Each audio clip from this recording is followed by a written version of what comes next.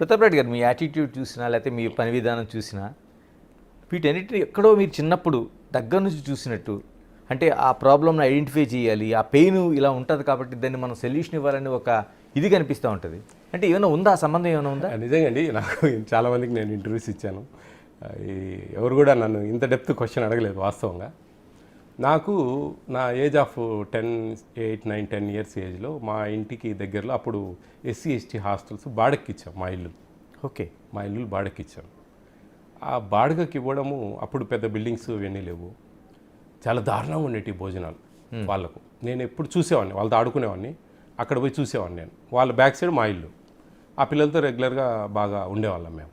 SC ST ఈ రెండు సంబంధించినవి. ఓకే. వాళ్ళకు పొద్దున్నే తెల్లటి అన్నము, ఎర్రటి కారంలో కూడా మళ్ళీ రోట్లో వేసి దంచింది, లేకపోతే మిక్సీ పట్టింది కాదు, కారపొడిలో నీళ్లు పోసిస్తారు, అది కలుపుకొని తినేవాళ్ళు. అంటే గొడ్డు కారం జస్ట్ లైక్ ఓకే. మధ్యాహ్నము నీళ్ళ సాంబారు, పసుపు నీళ్ళు కనపడతాయి దాంట్లో, పప్పు ఇప్పు అలాంటిది ఏమి ఉండదు. అది వాళ్ళు తినేవాళ్ళు. సాయంత్రము మేము చాలా వీడియోలలో చెప్తా ఉంటాను, బోధ కొట్టాలు ఉంటాయి కదా, బోధ కొట్టాలు, గుడిసెలు, అవి వర్షం పడినప్పుడు సూర్య నీళ్ళు అంటారు, ఎర్రగా నీళ్లు కారుతాయి, అట్లుంటుంది రసం. మజ్జిగ, పల్సటి మజ్జిగ. ఆ మజ్జిగ పోసుకుంటే తెల్ల పురుగులు నల్ల పురుగులు పైన తేలుతాయి ఇట్లా. అవన్నీ తీసేసి భోంచేసేవాళ్ళు పిల్లలు. అంత దారుణమైన పరిస్థితి నుంచి అవన్నీ నేను కళ్ళారా చూశాను. మా అమ్మ నాన్న ఇద్దరు టీచర్లు, మేము అంతేతో అవో మిడిల్ క్లాసు, సంతోషంగానే ఉండేవాళ్ళం. ఇవన్నీ చూసినప్పుడు నాకు బాగా నాటుకుపోయింది ఇవి నాకు. ఆ రోజు నుంచి ఈ రోజుకు నిజంగా ప్రభుత్వాలను కూడా మనం అప్రిషియేట్ చేయాలండి. అన్ని ఏ ప్రభుత్వం అయినా కానీ ఎంతో మార్పులు తెచ్చాయి. పొద్దున్న milk, breakfast, boiled egg, chikki everyday, afternoon lunch 2 curries with curd, evening snacks, night మంచి 2 కర్రీస్తో మజ్జిగతో భోజనం, నైట్ మళ్ళీ fruit, weekly twice chicken, 157.5 grams chicken. ఇంత అద్భుతమైన ఇళ్ళలో కూడా తినలేరండి పేదలు మామూలుగా. అంత మంచిగా పెడతా ఉన్నారంటే సంతోషం. కానీ అది ఫుల్ ఫ్లెడ్జ్లో ఇంప్లిమెంటేషన్ కావడం లేదనేది, అంటే దానికి ఎన్నో ఉన్నాయి కారణాలు. ఎందుకంటే ఆ డబ్బులు సరిపోకపోవడము, వాళ్ళు ఇబ్బందులు పడ్డము, అవి కొన్ని సమస్యలు జరుగుతూ ఉన్నాయి. అది కొంచెం ప్రభుత్వాలు దీంట్లో మార్పులు చేయాలి, కొంచెం డబ్బులు కేటాయించాలా, వాళ్ళకి మంచిగా చేస్తే కానీ వాళ్ళు చేయగలరు ఇంకా హ్యాపీగా. కానీ చాలా వరకు మీలాంటి పోస్టులు ఉండే వాళ్ళకి, అటు ఆర్టీఐ కావచ్చు, రైట్ టు ఇన్ఫర్మేషన్ కావచ్చు, డిపార్ట్మెంట్ కావచ్చు, ఇలా చాలా వరకు ఉన్నాయి. ప్రభుత్వం మారిన వెంటనే అధికారులు అక్కడ కింద మారిపోతూ ఉంటారు. ఎందుకంటే మీరు అంతకుముందు అధికార పార్టీలో ఉండి నియమించిన తర్వాత వెళ్ళిన సిస్టమ్కి, ప్రభుత్వం మారిన తర్వాత వెళ్ళిన సిస్టమ్కి చాలా గ్యాప్స్ మనకు కనిపిస్తూ ఉంటాయి. అది చాలా వరకు మనం చూసాం. అలాంటివి ఏమైనా ఎదురవుతున్నాయా? నేను అదే చెప్తున్నానండి, నాకు సమస్యలు ఏం రాలేదు. వస్తాయని అనుకున్నాను నేను ఫ్రాంక్లీ. ఓకే, వస్తాయి ఈ సమస్యలు. ఎందుకంటే నేను జగన్మోహన్ రెడ్డి గారు రికమెండ్ చేసిన క్యాండిడేట్ను కదా, నాకు వస్తాయి అని ఒక 3-4 months నేను సందిగ్ధంలో ఉన్నాను స్టార్టింగ్లో, రిజల్ట్ తర్వాత. అప్పుడు నేను విజిట్స్ కూడా పోలేదు యాక్చువల్గా. ఇంకా ఆ టైంలో చూద్దాం, చేద్దాం, ఏమవుతుంది ఏంది అని నేను ప్రొసీడ్ అయ్యాను. నాకు ఎక్కడ ఆటంకం రాలేదు. ఆ విధంగా నేను ప్రొసీడ్ అవుతాను. ఆటంకం అంటే ఏం లేదండి, ఇది statutory body, constitutional post, 5 years tenure, 2022 to 27. At the same ఆ రోజుల్లో కూడా 2017లో మన ఇప్పటి ముఖ్యమంత్రి గారు జేఆర్ పుష్పరాజ్ ఎక్స్ మినిస్టర్ ఆయన నియమించారు. ఆయన 22 వరకు ఉన్నారు. 22 తర్వాత నన్ను తీసుకున్నారు, ఆయన రిటైర్మెంట్ తర్వాత. కానీ వాళ్ళంటే ఆ పరిస్థితులలో వాళ్ళు ఏదో ఆఫీసులు పరిమితమై అట్లా చేసేవాళ్ళు. నేను కొద్దిగా ఎక్కువగా ఫోకస్ కావడం, పబ్లిక్లోకి తీసుకెళ్ళడం జరిగింది.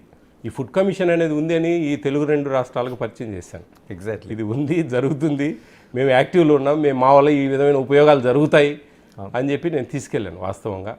ఎందుకంటే ఈ తెలంగాణ నుంచి అయితే ఏంటి, నాకు ఎక్కువ కామెంట్స్ వస్తూ ఉంటాయి, మీరు రండి సార్ వీటికి అని కూడా వాస్తవంగా. అయితే ప్రాబ్లమ్స్ ఏం రాలేదండి, రావు కూడా నాకు తెలిసి. ఎందుకంటే నేను కరెక్ట్గా ఉన్నా, నేను అవినీతి పరునో లేకుంటే కన్నా నేను ఎక్కడన్నా బాగా నీ ఇష్టం అండి, ఏ డిస్టిక్ పోయి నా గురించి ఎంక్వైరీ చేసినా, ఎక్కడ పోయి అడిగినా కానీ ఆయనతో పని కాదు, ఆయనతో జాగ్రత్తగా ఉండాలా అనే వర్డ్ తప్ప, ఆయన ఏం లేదు, ఆయన ఏం 10 రూపాయలు ఇస్తే తీసుకుని వెళ్ళిపోతాడు అనే వర్డ్ ఎక్కడ మీరు భూతంతం తీసుకుని ఎత్తుకినా దొరకదు. ఎందుకంటే అంత కరెక్ట్గా ఉన్నా, కరెక్ట్గానే ఉంటా.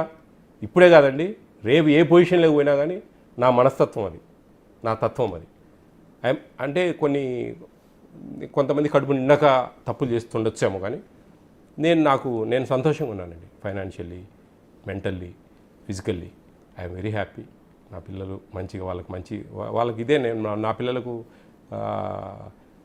ఎక్కడైనా పోవాలన్నా కానీ వాళ్ళు కూడా కొంచెం ఫుడ్ కమిటీ చైర్మన్ విజయప్రతాప్ ఆయన మంచి పేరు ఉంది, ఆయన కొడుకులుగా మేము కూడా మంచిగా ఉండాలా, ఎక్కడ తప్పు చేయకూడదు అనే వాళ్ళకి ఆటోమేటిక్గా ట్యూన్ అయిపోయారు వాళ్ళు.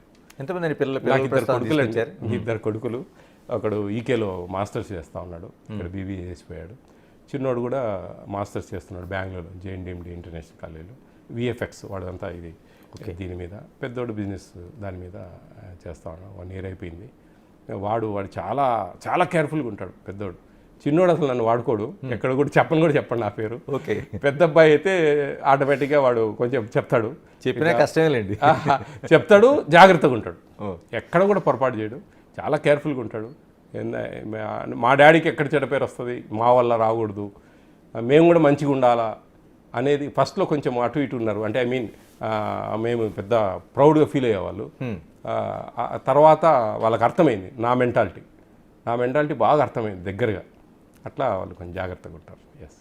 ప్రతాప్ రెడ్డి గారు, ఇప్పుడు మీరున్నది ఒక కాన్స్టిట్యూషనల్ సంబంధించిన పోస్టు, దీన్ని పొలిటికల్ రిక్రూట్మెంట్ ఏంటి అనేది చాలా వరకు విమర్శలు మనకు వినిపిస్తూ ఉంటాయి.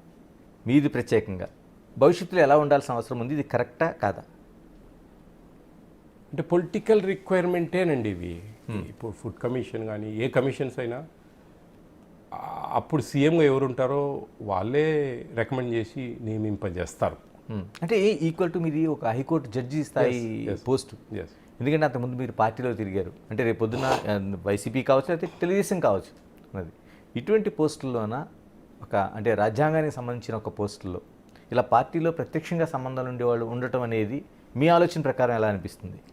ఇది ఒక ట్రెండ్, అది అంతేనండి. మొత్తం ఈ ఆంధ్రప్రదేశ్ మొత్తం మన భారతదేశంలో ఈ food commission, for example food commission తీసుకుందాం. ఫుడ్ కమిషన్లు అన్నీ కూడా 2017లో ఫామ్ అయ్యాయి. ఓకే. ఫ్రేమ్ చేశారు వాళ్ళు. కేంద్రం ఏంటంటే మేము ఇస్తున్న పార్ట్నర్షిప్లో ఇస్తున్న ఉచిత ఆహారం మీద మాకు ఒక కమిషన్ ఏర్పాటు చేయండి అని చెప్పడం జరిగింది.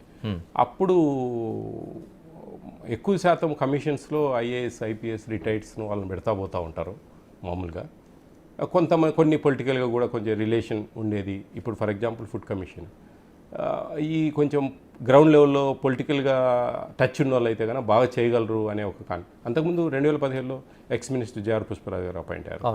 ఇక్కడ తిరుమల రెడ్డి గారు ఫస్ట్ అపాయింట్ అయ్యారు. దాని తర్వాత ఇప్పుడు గోలి శ్రీనివాసరెడ్డి గారు ఉన్నారు. ఇప్పుడు వాళ్ళంతా పొలిటికల్ బ్యాక్గ్రౌండ్ నుంచి వచ్చిన వాళ్ళే వాస్తవంగా. అట్లా కొన్ని స్టేట్లలో రిటైర్డ్ ఐఏఎస్లను వాళ్ళని తీసుకుంటారు. వాళ్ళకి టెన్యూర్ తక్కువ ఉంటుంది. మాకు 5 years tenure, 60 which one earlier 65 years or 5 years. వాళ్ళు 62, 63లో అపాయింట్ అయితే 2 years వర్క్ చేసి వెళ్ళిపోవాలి. ఇట్లా ఈ పొలిటికల్ బ్యాక్గ్రౌండ్ ఉన్న వాళ్ళు అయితే కన్నా, అంటే ఆ పొలిటికల్ బ్యాక్గ్రౌండ్ చూడరండి, నేను నాన్ గవర్నమెంట్ ఆర్గనైజేషన్ రన్ చేస్తున్నాను అనే ఒక కాన్సెప్ట్ మీద కూడా నాకు ఇవ్వడం జరిగింది. యాక్చువల్లీ నేను ఒక schools plus orphanage homes service motto దాంట్లో అది గాడ్ గ్రేస్ అండి. నేను ఓపెన్గా జగన్మోహన్ రెడ్డి గారికి ఆ రోజు థాట్ రావడం అయితేనేంటి, నాకు ఇది కావాలని నేనేం అడగలేదు. నాకు మీ ఇష్టం, నాకేం అవసరం లేదు, మీ ప్రేమ ఉంటే చాలు నాకు అనే ఒక ఇది ఇచ్చాను. 2014 నుంచి 19 వరకు మండలాధ్యక్షుడిగా పనిచేశాను పూర్వామిల్లలో. అప్పుడు ఎన్నో చేశాము, ఎన్నో యాంటీ గవర్నమెంట్గా అప్పుడు ప్రతిపక్షంలో ఉన్నాం కాబట్టి చేశాము. అదన్నీ గుర్తించారు. కష్టపడ్డాడు విజయ్, బాగా చేస్తాడు, ఇతనికి ఒక స్ట్రైట్ ఫార్వర్డ్. ఈ పోస్ట్కి అయితే అప్పటికి యాక్చువల్లీ ఆల్ చైర్మన్స్ అన్నీ ఫిల్అప్ అయ్యాయి, కార్పొరేషన్స్ అన్నీ. అదే ఎందుకో మరి దేవుని దయ కృప అనుకుంటాను నేను. నా కోసమే ఆగింది అది. ఆయన ఆ టయానికి ఆయన విజయ్ అని చెప్పి చెప్పడము, నా వల్ల చాలామందికి మేలు జరుగుతుంది అనే కాన్సెప్ట్ అండి. నాకు జరుగుతుంది ఇది కాదండి. నేను ఒక వార్డు మెంబర్ అయినా, ఒక మండలాధ్యక్షుడైనా, ఇంకా ఫ్యూచర్లో ఇంకేదైనా మంచిగా పోకున్నా నా పని నాదే. నేనైతే 10 మందికి మేలు చేయాలా నిస్వార్థంగా అనేది నా కాన్సెప్ట్ అండి. ఇలా మీరు కట్టి కాలే వరకు జగన్మోహన్ రెడ్డితోనే జర్నీ అనేది మీ పొలిటికల్ స్టేట్మెంట్. రాజకీయాల్లో సాధ్యమేనా? ఒకరితో నాకు అనవసరం అండి. ఒక చిన్న మండలానికి సంబంధించిన వ్యక్తిని నేను ఈరోజు ఒక స్టేట్కి తీసుకొచ్చి నన్ను పెట్టారు. ఆయన పెట్టడం ఒక ఎత్తు అయితే, నేను ఈ స్టేట్లో కరెక్ట్గా చేయడం అనేది నా మనస్తత్వము, నా మెంటాలిటీ, నా యాటిట్యూడ్. ఆ విధంగా నేను చేయగలిగాను. ఈ పొలిటికల్గా సాధ్యమేనా అంటే నా విషయంలో సాధ్యమండి, నా విషయంలో సాధ్యం. ఒకరితో పార్టీలు మారడము, ఇంకొకటి ఎన్నో ప్రెజర్స్ ఉంటాయి, ఎన్నో జరుగుతూ ఉంటాయి. నేను అది మనసులో పెట్టుకోవాలి కదండి.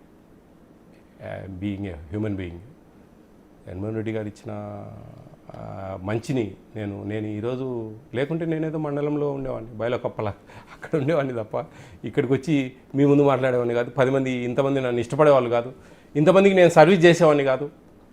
ఇంత గొప్ప పరిస్థితి లేకపోయే పరిస్థితి లేదండి వాస్తవం. ఆయన ఇచ్చిన అవకాశాన్ని ఆయన అమ్మడే ఉంటాను, ఆయన ఇట్లే ఉంటుంది ఎప్పటికీ.